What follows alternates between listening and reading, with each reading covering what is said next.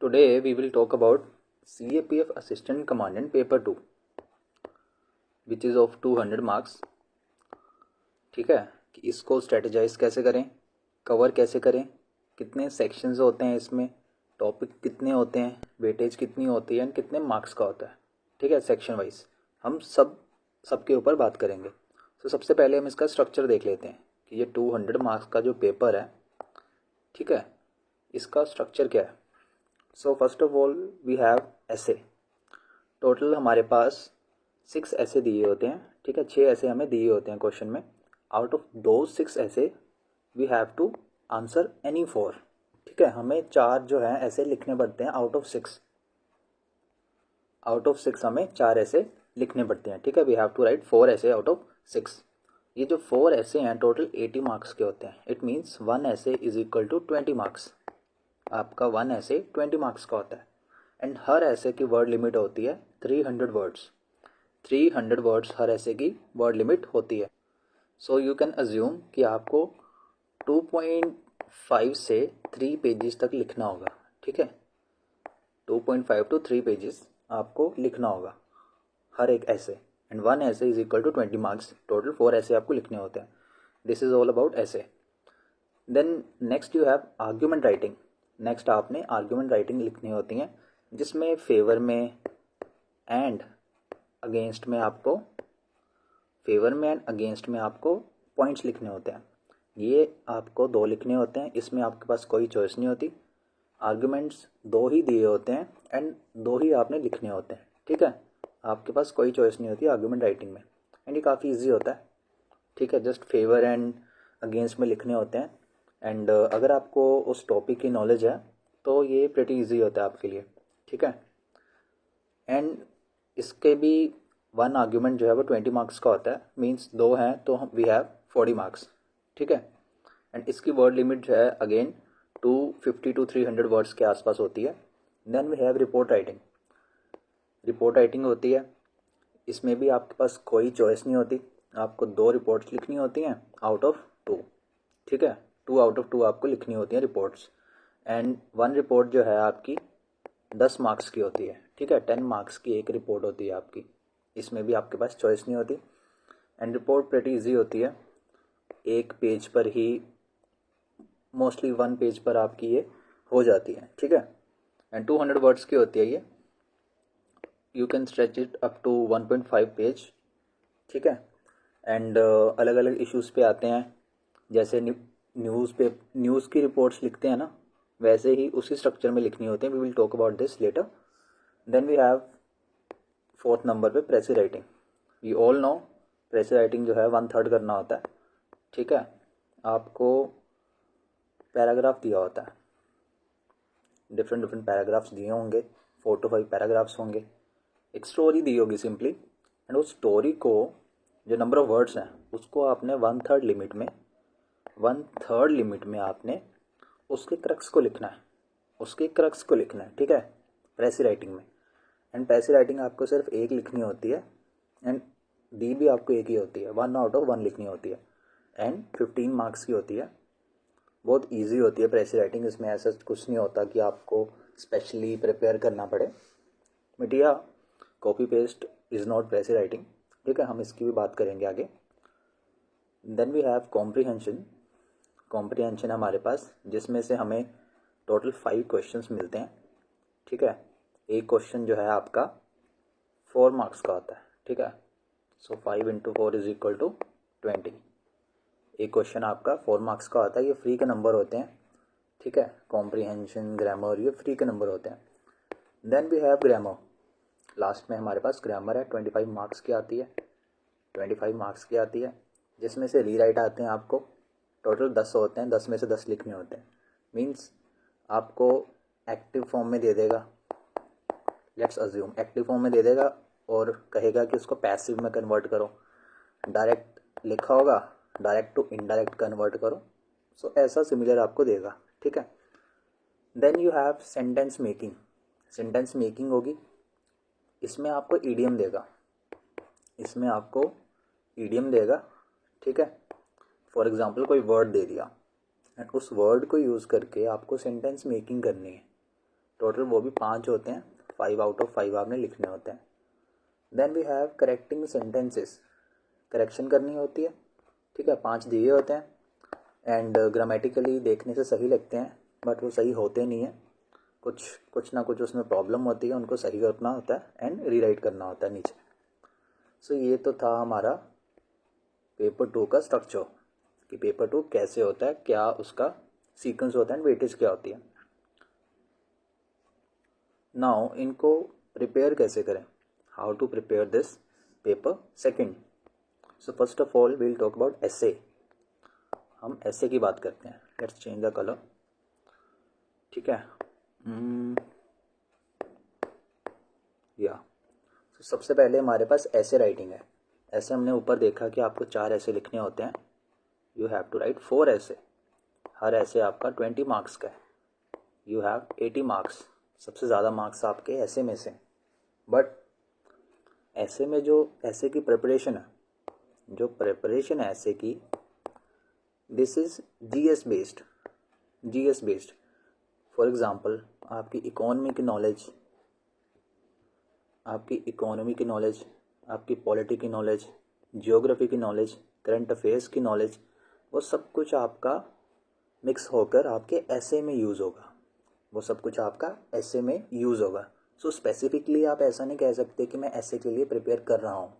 No, आप जितनी भी जनरल स्टडीज़ की नॉलेज आप गैदर करोगे, वो सभी नॉलेज, वो सारी की सारी नॉलेज आपके ऐसे में यूज़ होगी, ठीक है। सो ऐसे टोटली जीएस बेस्ड टॉपिक है। जो भी आप कवर करोगे अपने बाकी सब्जेक्ट्स में, वो सारी नॉलेज आपकी ऐसे में यूज़ होगी। ऐसे is all about articulation skills.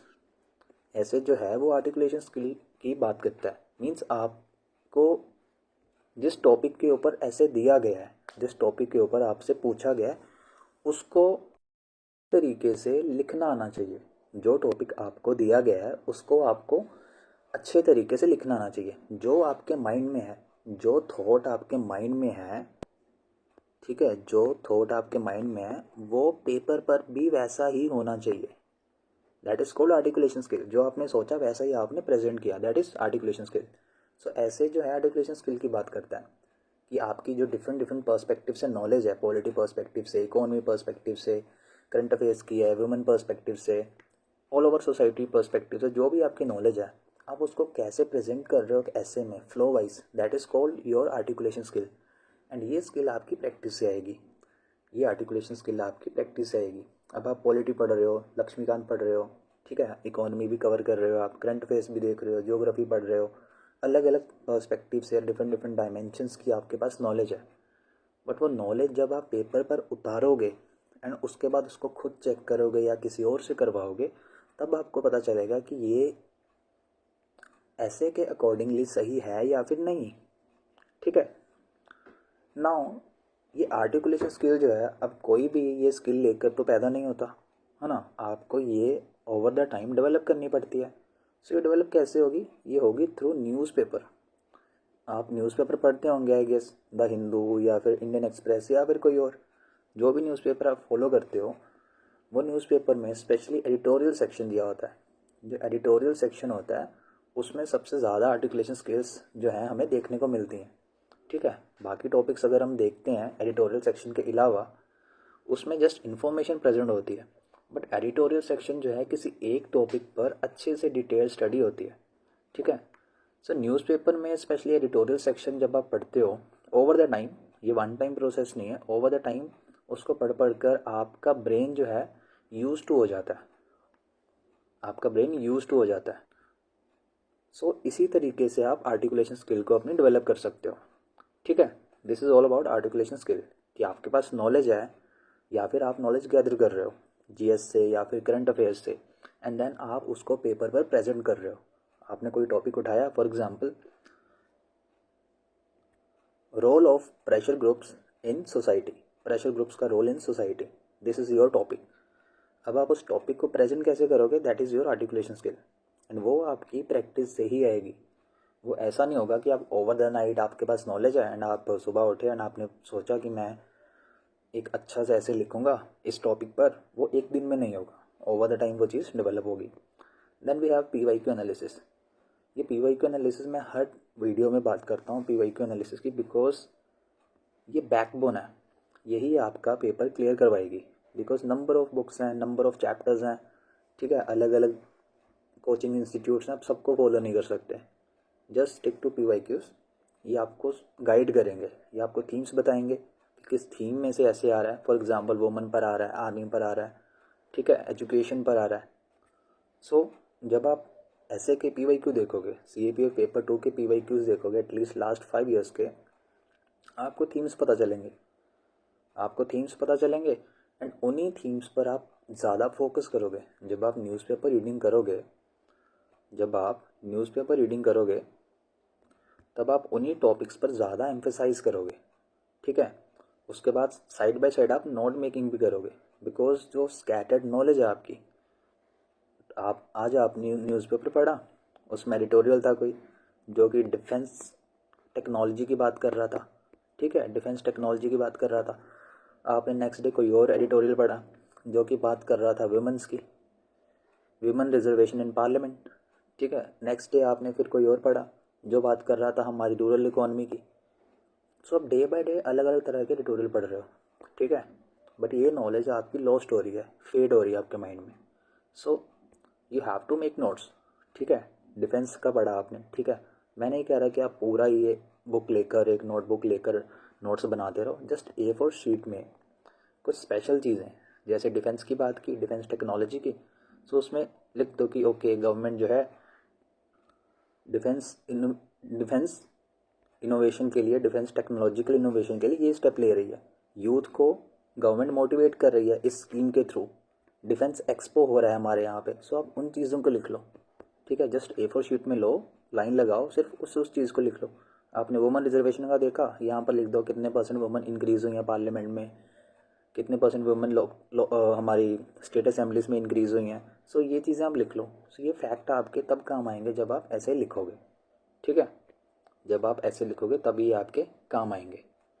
So this was all about your ऐसे, कि इसके लिए कुछ स्पेशली एज सच आप प्रिपेयर नहीं करना होता, it is all about practising, ठीक है। PYQ जस्ट देखो, थीम्स एनालाइज करो, देन न्यूज़पेपर फॉलो करो फॉर योर आर्टिकुलेशन स्किल्स, ठीक है।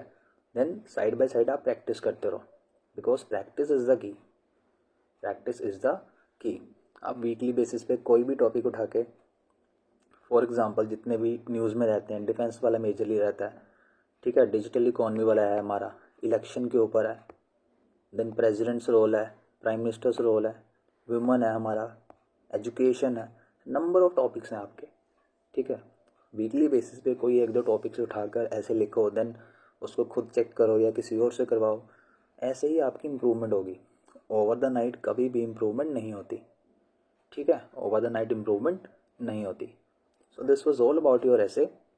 Then we have precis writing. बहुत ईजी होता है, बहुत ही ईजी होता है ये। फ्री के नंबर हैं आपके, 15 मार्क्स का होता है। But most of the candidate जो गलती करते हैं प्रेस राइटिंग में is copy paste.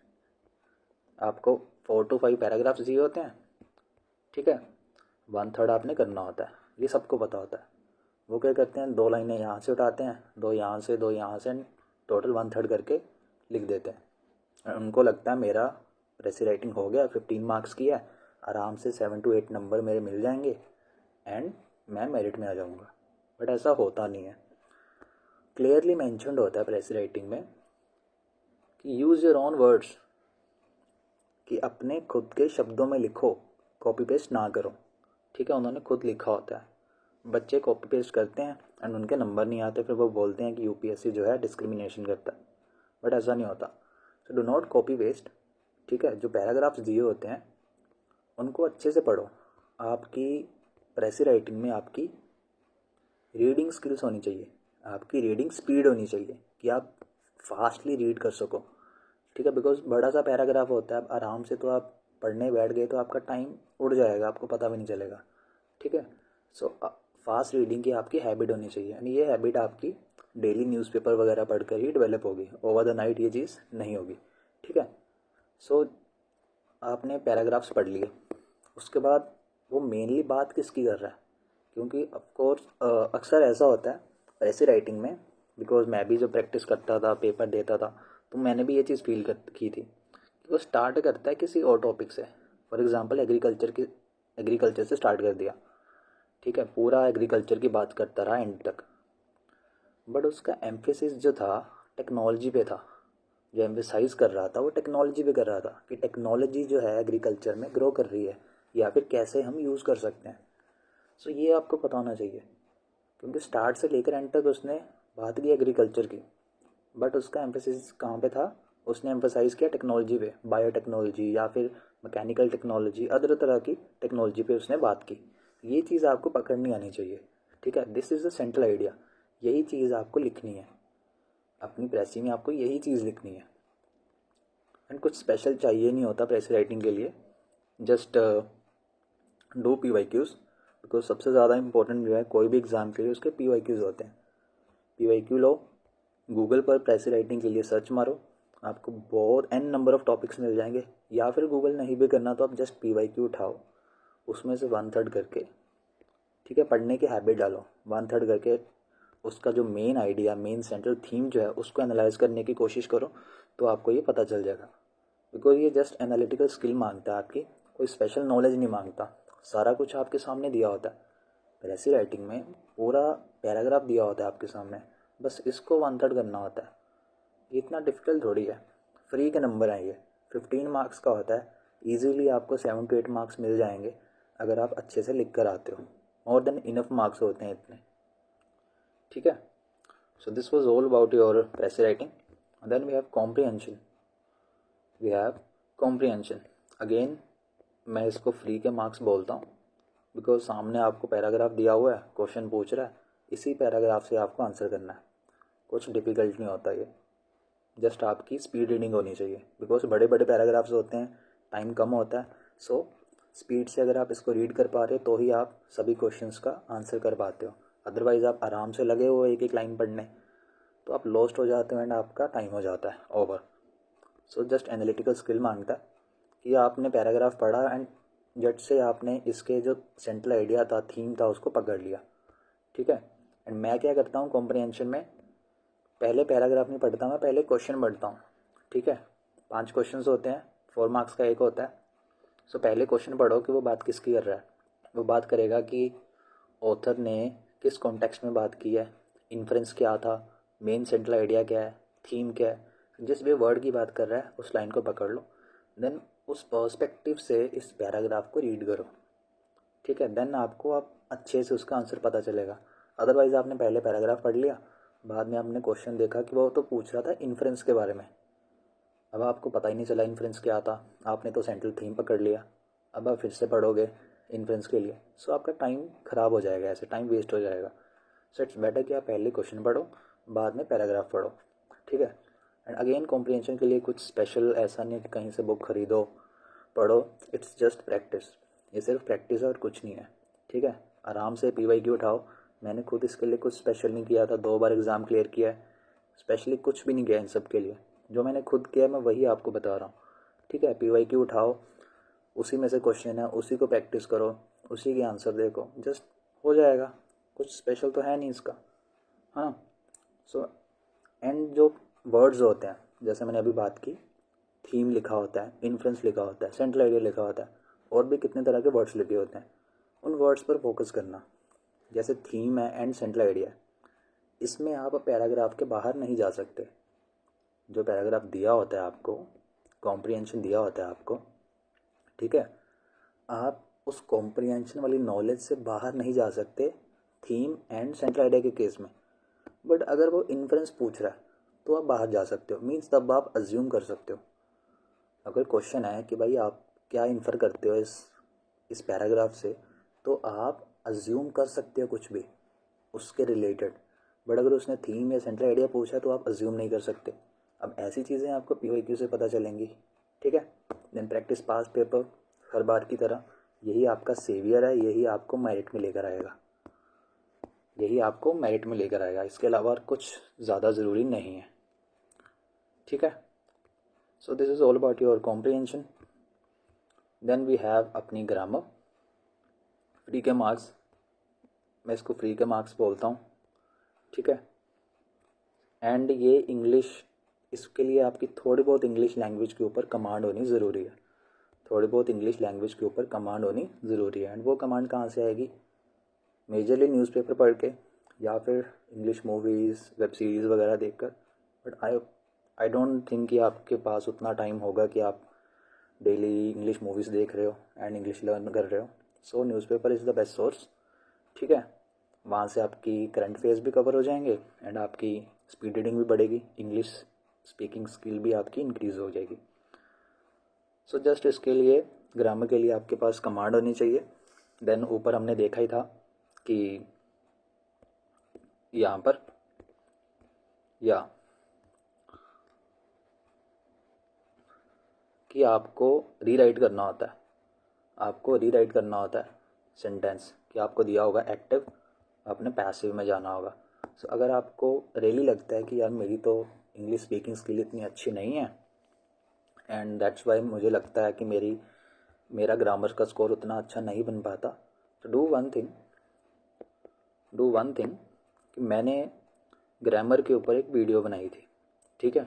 Do watch that video, ठीक है। उसमें मैंने बताया था कि आपको कुछ स्पेशल नहीं चाहिए ग्रामर में स्कोर करने के लिए। जस्ट कुछ ट्रिक्स होती हैं, ठीक है, कुछ ट्रिक्स होती हैं जो आपको यूज़ करनी होती हैं। मैं खुद वो यूज़ करके ही मैंने 2 बार पेपर क्लियर किया, ठीक है। मैंने कुछ स्पेशली इंग्लिश सीखी नहीं है जाकर कहीं पर, सो वही आप यूज़ कर सकते हो। एंड अगर आपको फिर भी लगता है कि मेरी ग्रामर वीक है, तो यूट्यूब पर बहुत सारे रेप्यूटेड कोचिंग इंस्टीट्यूट्स हैं, उन्होंने अपनी ग्रामर पर मैराथन्स बना कर रखी हुई हैं, आप उनको देख सकते हो, ठीक है। आप उनको देख सकते हो, उनमें अच्छा एक्सप्लेन किया हुआ है। देन अगेन योर PYQs, इसके ऊपर भी मैंने एक वीडियो बनाया हुआ है, आप उसको देख सकते हो, आप ग्रामर वाली वीडियो को देख सकते हो। उसमें मैंने अच्छे से एक्सप्लेन किया हुआ है कि कैसे आपको बिना कुछ सीखे कुछ ट्रिक्स हैं, कुछ टिप्स हैं, उसको यूज़ करके आप ग्रामर के क्वेश्चंस को क्रैक कर सकते हो। This is again talking about PYQ, grammar PYQ analysis video. वो आपके लिए रियली हेल्पफुल होगी, बिकॉज जो मैंने खुद पर्सनल फील किया था, एक्सपीरियंस किया था, वही मैंने शेयर किया। उसमें कुछ भी उसमें सुपरफिशियल नहीं है। देन वी हैव हमारा आर्ग्यूमेंट राइटिंग। इसमें सिंपली क्या बताऊँ, प्लस एंड माइनस देखना होता है, प्लस एंड माइनस पॉइंट देखने होता है। फॉर एग्जाम्पल रिसेंटली क्या इशू चल रहा है? One nation one election, one nation and one election, ठीक है। ये हमारा टॉपिक है एंड मैं आपको श्योरिटी से कह सकता हूँ कि ये वाला one nation one election related topic या तो हमारा UPSC में आएगा या CAPF में आएगा, क्योंकि इतना ज़्यादा ये हीटेड टॉपिक है, इतना ज़्यादा न्यूज़ में है ना। UPSC डेफिनेटली पूछेगा, जैसे इलेक्शन कमीशन वाला पूछा था हमारे CAPF में, वैसे इसका भी डेफिनेटली पूछेगा। सो आर्गूमेंट की हम बात करते हैं, वन नेशन वन इलेक्शन है, कुछ स्पेशल सीखना नहीं है आपको, कुछ भी नहीं। जस्ट आपको अगर सरफेस लेवल पे भी नॉलेज है इस टॉपिक की तो भी चल जाएगा। सो यहाँ पर हम फेवर की बात करेंगे, यहाँ पर उसके against one nation one election है।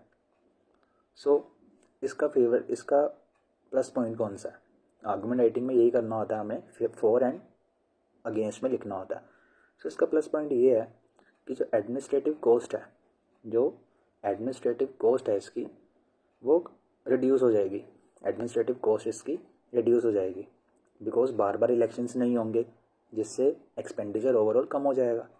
और इसका प्लस पॉइंट कौन सा है कि बार बार जो पब्लिक हॉलीडेज़ होती हैं वो नहीं होंगी, बिकॉज जब भी इलेक्शन होता है, चाहे सेंट्रल लेवल पे हो रहा है या फिर स्टेट लेवल पे हो रहा है, तो पब्लिक हॉलीडेज़ होती हैं, जिससे नॉर्मल बिजनेस डिसरप्ट हो जाता है। सो वो नहीं होगा, means we can say time save होगा, ठीक है।